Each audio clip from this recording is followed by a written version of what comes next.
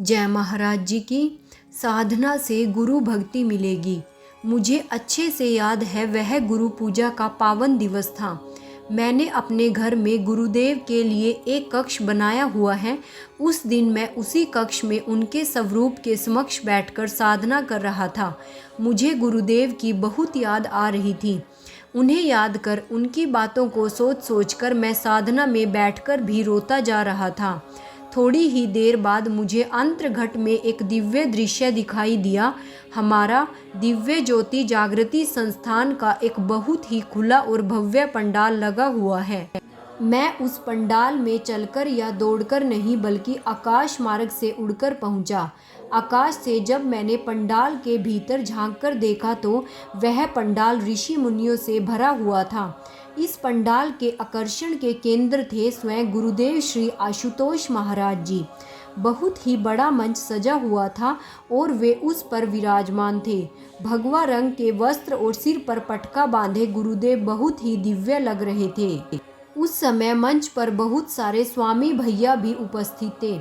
गुरुदेव एक स्वामी भैया से कुछ चर्चा कर रहे थे, वह उन्हें कुछ समझा रहे थे। मैं शीघ्र ही मंच के समीप पहुंच गया। मैंने अपने हाथों को आगे बढ़ाकर गुरुदेव के चरणों में प्रणाम किया। उन्हें देखते ही मैं अपने आंसुओं को रोक न पाया और हृदय की गहराइयों से निकला, महाराज जी, मुझे अपनी भक्ति दे दो। मेरी इस प्रार्थना को सुन गुरुदेव एकदम गंभीर हो गए।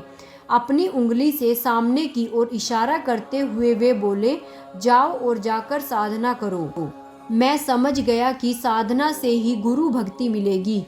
जितेंद्र, डूंगरपुर, राजस्थान। जय महाराज जी की।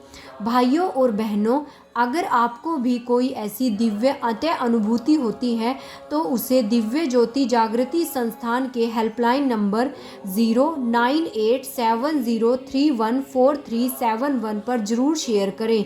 समय है सुबह 11 बजे से शाम के 7 बजे तक। हजारों लड़ाइयाँ जीतने से बेहतर है कि आप खुद को जीत लें।